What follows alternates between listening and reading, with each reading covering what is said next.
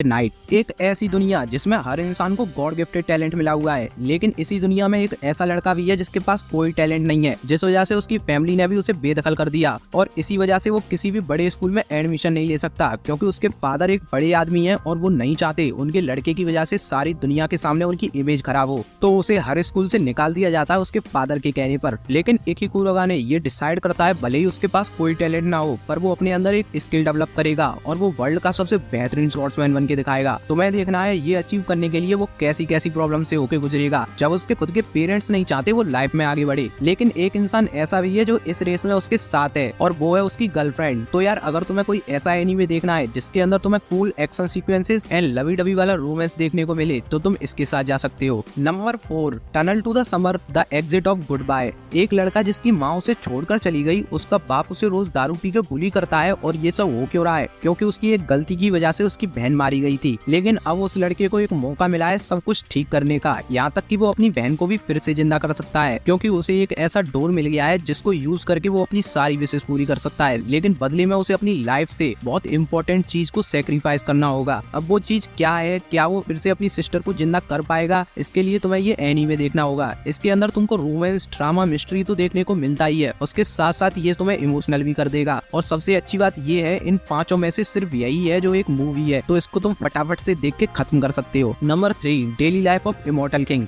एक लड़का जो इस यूनिवर्स का सबसे पावरफुल पर्सन है, लेकिन उसे अपनी पावर्स सबसे छुपा कर रखनी पड़ती हैं क्योंकि अगर किसी को उसकी पावर्स के बारे में पता चल गया तो पहले तो उसका पर्सनल स्पेस खत्म हो जाएगा और दूसरा गवर्नमेंट उसे मारने का भी प्लान कर सकती है क्योंकि अगर उसके पावर्स आउट ऑफ कंट्रोल हो गए तो ये पूरा यूनिवर्स एक झटके में खत्म हो सकता है। लेकिन समझने वाली बात ये है वो खुद पर से तभी कंट्रोल होता है जब वो हाइपर हो, इमोशनल हो या फिर टेंशन में हो, और उस पर ये सारी कंडीशंस अभी फिट बैठती हैं क्योंकि कोई है जो उस लड़की को मारना चाहता है जिसे वो पसंद करता है। तो क्या वो अपने ऊपर कंट्रोल रखकर उस लड़की को प्रोटेक्ट कर पाएगा या फिर ये यूनिवर्स खत्म हो जाएगा? ये एक फैंटेसी रोमांस एनीमे है जिसके अंदर तुम्हें कॉमेडी, मैजिक एंड इमोशंस देखने को मिल जाएंगे और अच्छी बात ये है इसका ऑफिशियल हिंदी डब भी अवेलेबल है क्रंची रोल पर। Number 2, Elfen Lied. एक लड़की जिसको कभी अपने पेरेंट्स का प्यार नहीं मिला, उसे सालों तक टॉर्चर किया गया एक रिसर्च लैब के अंदर, उस पर कई तरह के एक्सपेरिमेंट करे गए सिर्फ उसकी एक गलती की वजह से। जब उसने इस दुनिया में जन्म लिया तब वो एक म्यूटेंट थी, मतलब वो एक इंसान नहीं है,